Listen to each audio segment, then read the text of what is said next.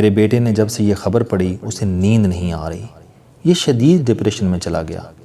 میرے دوست کے چہرے پر فکر کی بے شمار لکیریں کھینچی تھیں۔ میں نے بچے کی طرف دیکھا، اس کے بال بکھرے تھے، رنگ پیلا ہو چکا تھا اور آنکھوں کے گرد ہلکے پڑے تھے۔ یہ بچہ علی معین نوازش کی کامیابی کا نفسیاتی شکار تھا۔ آپ نے اکثر دیکھا ہوگا کہ چھوٹے قد کے لوگ جب بلند قامت لوگوں کے درمیان کھڑے ہوتے ہیں تو وہ نفسیاتی طور پر دب جاتے ہیں۔ اسی طرح کامیاب لوگوں کی کامیابیاں ناکام لوگوں کو خودکشی پر مجبور کر دیتی ہیں، اور سیٹھوں کے درمیان رہنے والے غریب لوگ اکثر اوقات چور، ڈاکو یا فراڈیے بن جاتے ہیں۔ علی معین نوازش راولپنڈی کے پسماندہ ترین علاقے ٹینج بھاٹا میں رہتا تھا۔ اس کا گھر کمال آباد روڈ پر ہے اور اس کے والدین اور بڑی ہمشیرہ ڈاکٹر ہیں۔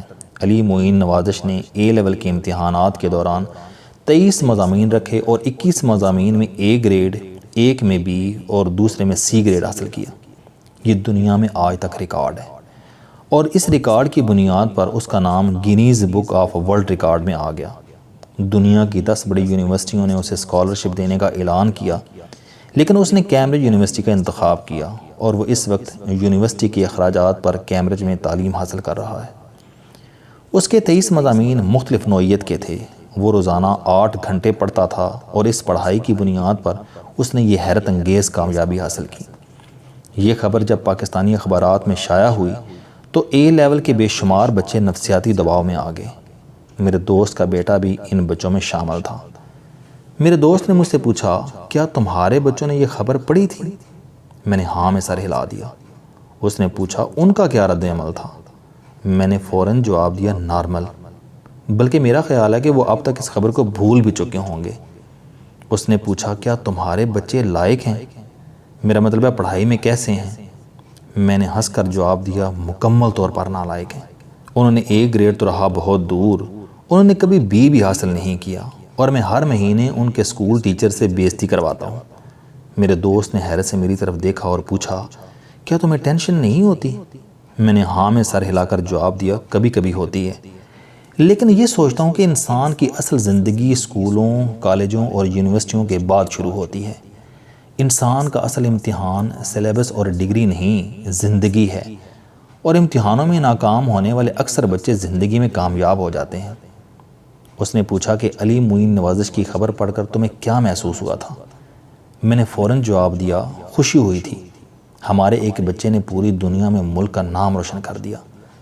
میرے دوست نے پوچھا، کیا تمہیں حسد محسوس نہیں ہوا؟ کیا تم نے اس لمحے یہ نہیں سوچا کہ کاش علی معین نوازش کی جگہ تمہارا بیٹا ہوتا؟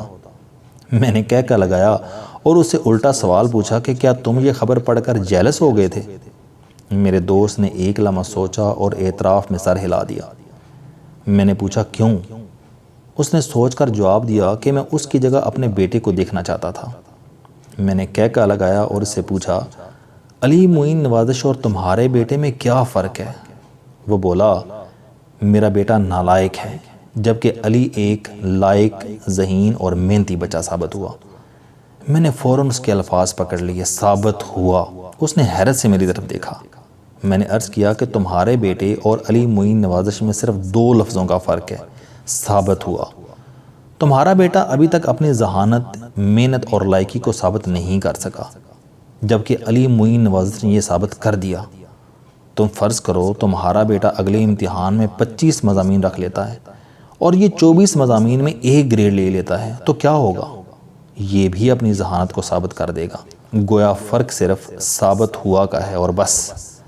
میرا دوست حیرت سے میری طرف دیکھنے لگا۔ میں نے عرض کیا کہ کامیابی اور ناکامی میں صرف 2 چیزوں کا فرق ہوتا ہے، پہلی چیز ارادہ ہے اور دوسری چیز تکنیک۔ کامیابی کے 100 نمبر ہوتے ہیں اور ان 100 نمبروں میں سے ارادے کے 75 نمبر ہوتے ہیں۔ اگر انسان ارادہ کر لے تو اسے 75 نمبر مل جاتے ہیں، اور اس کے بعد کامیابی اور اس انسان کے درمیان صرف 25 نمبروں کا فاصلہ رہ جاتا ہے۔ میرا دوست مجھے دیکھتا رہا۔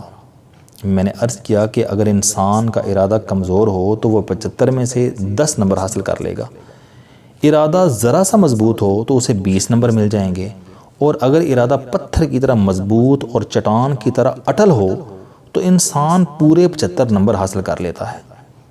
میں خاموش ہو گیا۔ میرے دوست نے پوچھا اور باقی 25 نمبر؟ میں نے فوراً عرض کیا کہ باقی 25 نمبر محنت اور تکنیک کے ہوتے ہیں۔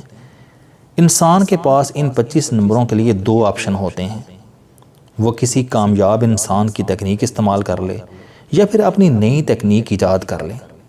اپنے وقت کا بڑا حصہ اپنے ٹارگٹ کو دے اور بات ختم۔ میں خاموش ہو گیا۔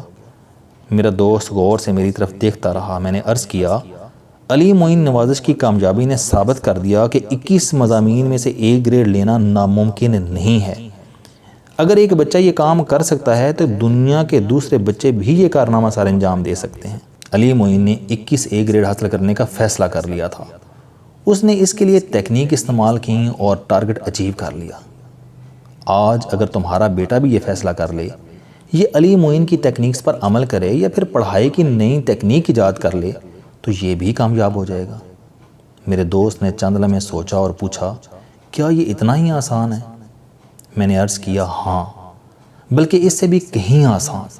اللہ تعالیٰ نے دنیا میں ہر انسان کو 2 ہاتھ، 2 پاؤں، 2 آنکھیں، 1 ناک اور یکساں وزن کا دماغ دیا ہے۔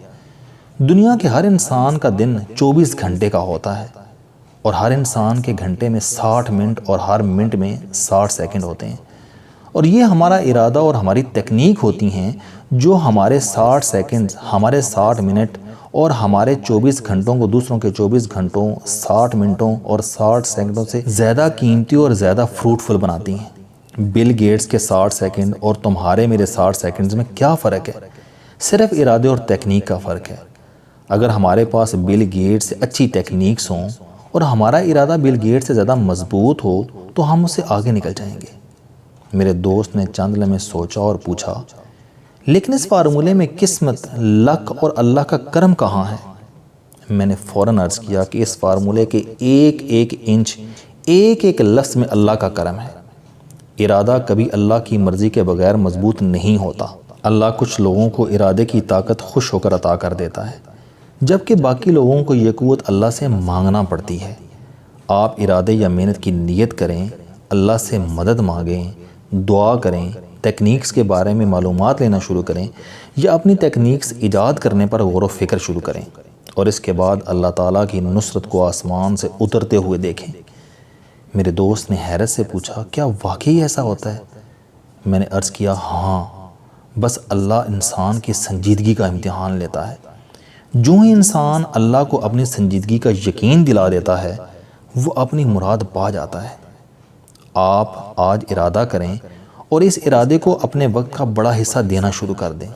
جس دن اللہ کو آپ کی سنجیدگی کا یقین ہو جائے گا، اس دن وہ آئنسٹائن اور بل گیٹس کی طرح تم پر بھی کامیابی کے راستے کھول دے گا۔ تم بھی دنیا کے کامیاب ترین شخص بن جاؤ گے۔ میرے دوست کا بیٹا ہماری گفتگو سن رہا تھا۔ وہ کھڑا ہوا، ہماری طرف بڑھا اور اپنے والد کا ہاتھ تھام کر بولا، ابو، مجھے یقین ہو گیا ہے کہ میں کر سکتا ہوں۔ میں نے مسکرا کر بچے کی طرف دیکھا اور عرض کیا، بیٹا، اگر ٹینچ بھاٹا کا ایک بچہ یہ کر سکتا ہے تو اس ملک کے تمام ٹینچ بھاٹوں کے تمام بچے کامیاب ہو سکتے ہیں۔ اللہ بے انصاف نہیں، وہ کسی کی محنت اکارت نہیں جانے دیتا۔ السلام علیکم دوستو۔ علم دوستی چینل بنانے کا مقصد موٹیویشنل اور زندگی بدل دینے والی کہانیاں آپ تک پہنچانا ہے۔